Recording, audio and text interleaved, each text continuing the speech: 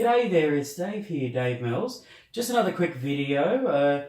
I would like to talk to you about a few things. If you want to be someone who can use their pieces efficiently, you need to actually use coordination. So let's have a look at some of the engines of war so that you can coordinate your pieces. Now, an obvious one is the bishop and the archer. And the beautiful thing about this is that one is giving the energy to the other and you're increasing the power of it. And if we add other pieces to it, we can actually just see how this is attacking more and more down that diagonal from weakest to strongest. And if the king is there, sometimes you want the strongest in the front to help punch through and checkmate. So what we see here is coordination.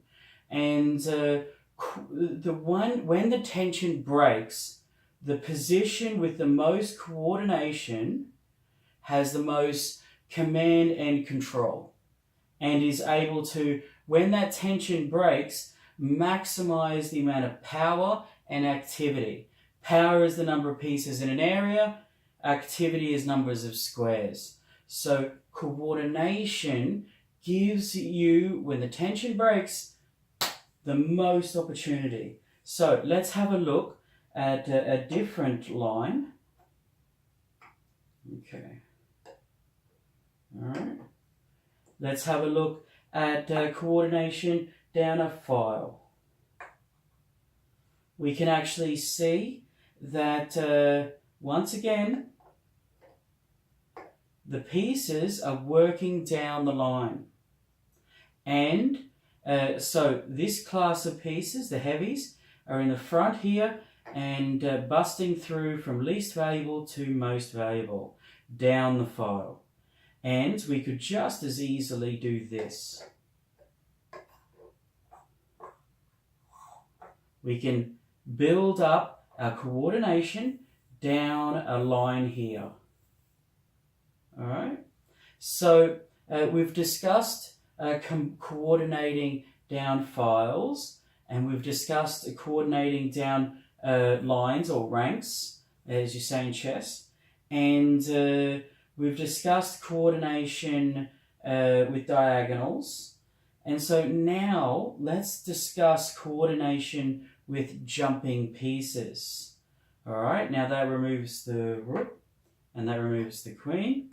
So these pieces are able to coordinate from the start of the game with a small L, a little jump there.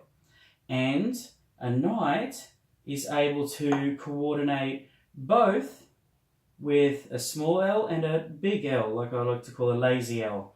So we can see the coordination of jumping pieces. And when you think jumping pieces, you think the pure expression of that is the knight. Right from the start, it can jump a small L or a big L. So let's have a look at how the knights can coordinate. They can coordinate with big L's. They can coordinate with small L's. So we can see from this just the relationships. Every knight here is connecting to this knight with a small jump. And we can see all of these knights are connecting with the big L, with the big jump. So there's a lot of interrelationship and coordination here. And tension is an interesting thing. Like, for instance, let's bring back the trusty rook. We can see, just at a basic level, this piece potentially could capture this piece and vice versa. So they're under tension.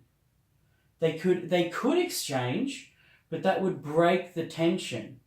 And the one that has the most coordination wins. And a big part of a principle of winning in a running game, where you want to run through with your pieces to their end zone, you want to actually get matchups 2 versus 1. You want to get superior force as much as humanly possible. But sometimes you can't do that, so it's important to be able to put their position under strain, put it under tension, and at the right time break it when your coordination leads to furthering advantages. It's very important to not rush from developing all your pieces into an attack. The more you can wait before you attack, the better. All right? Because the more coordination that you can bring to the party. All right? So that's it. Coordination, and the place that gives you the most coordination is... I'm sure that you can guess where it is. Alright, I'll just put this here. The place that gives you the most coordination is the center. The center is where your pieces can have the most squares that they influence, the most activity. And obviously numbers do play a part as well, like how many pieces do you have in a given area. Alright, so that's it. Take care, guys. Cool bananas.